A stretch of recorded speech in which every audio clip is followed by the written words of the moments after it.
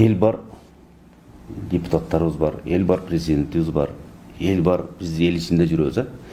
Эл менен чек арада эсептешпесе, эртеңки начар болот. Эсептешпей иш кылдыңбы, жер сатар деген немеге коносун. Жер сатар деген. Мен эмнени сунуштаймын? Эл менен эсептешиш керек. Чек арада жайгашкан элдин баары менен 18ге толдугу, 18ден жогорку жарандар менен эсептешиш керек. Бойго жетти өзүнүн эмеси бар да. Паспорт алды гражданин. Паспорт алды гражданин Кыргызстандын жараны. Ошол менен эсептешиш керек. Үй кол койдуруп чыгыш керек. Жигиттер мынандай. Чек арада мындай окуя болуп атат. Ушулга мындай көз караш, мамлекеттин көз карашы мынандай. Мынашуга кимиң макулсун, кимиң каршысың, колуңарды коюп бергиле. Эртеге бизди айтпагыла, акылдашпады деп. Тилекке каршы эл менен бардыгын чогултуп, чогулуш өтүп коюп атат. Бул мына дүйнөлүк практикада үй кирип чыгышат. Кийин келечекке жакшы болсун деп бардык эл түшүнсө, мындай ызы чуулар мамлекетти жаман көрүүлөр болбойт да, наоборот жактайт мамлекетти. Бул мамлекетибиз бар экен, рахмат биз менен эсептешип атат. 18ге чыкканы менен эсептеш керек, кол койдуруш керек да. Кийинки маселе жер алмашуу маселеси. Жогоруда мен айтып кеттим. Кадр маселесин чеч. Бардыгын ордорунда кой. Бардыгын ынтымакка алып кел. Координация кылдыр. Кадрларды ордорунда кой, өзүн бекен тартипке алып келгенде анан Тажик Республикасы менен чык сүйлөшүүгө, же Өзбек Республикасы менен сүйлөшүүгө чык. Өзүңдө тартип болсо, биримдик болсо, алар дагы ошого жараша эсептешет да. Анан мына Тажик Республикасы менен тоолорду жазып бүттүк. Тоо кыркалары менен жеңил эле жазып бүттүк. Андан өткөндөн кийин чек ара дагы көп да. Көп 40%-дан ашык чек ара бар. Аны дагы маселе жок жерлерин жазып чык. Толугу менен жазып чык.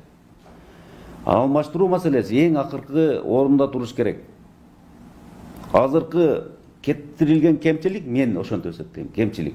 Алмаштыруу маселесин алдына коюп алды. Өзүбүз биримдикке келбей, кадрларды ордуна койбой, кадрларды даярдабай туруп, алмашуу маселесин койду дагы алмашып монун жатып калышты, согушуп бири-бири менен атышып.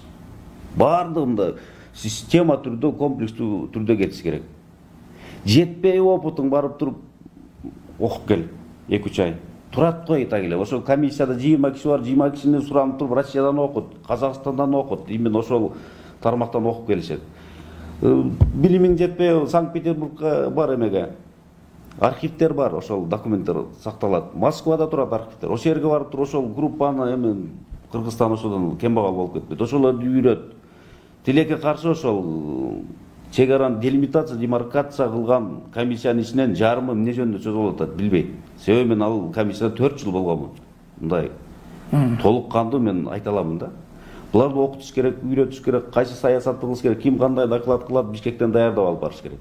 Бишкектен отуруп команда берет, Душанбеде болот экен. Эратов сен чыга бер Душанбеге. Душанбеден жолугабыз дейт. Токто, Эратов Бишкекке кел, акча кетсе дагы. Беден эме кыл. Сөздү бышырайлы бер. Сөздү бышырайлы. Малды түзөйлү. Чалөлүк кылбай жака барганда сен доклад кылышың керек, эмне доклад кылбайсың да анан кийин догурунат. Андай нерселер болбош керек. Бардыгы биремеде кетиш керек. Вице-премьер барбы? Ошол киши ордорунда болуш керек. Вице-премьер, спецпредставитель, губернатор, акимдерди, ошол специалисттерди сабак өтүп туруш керек. Мындай кылабыз, мындай жигиттер, мынандай нерсе болсо макул, мындай болсо макул эмес деп. Өзбектин мындай комиссиясына же Тажиктин комиссиясына суроолорду берсеңиз, өздөрүнүн компетенциясына кирбегенин айтат.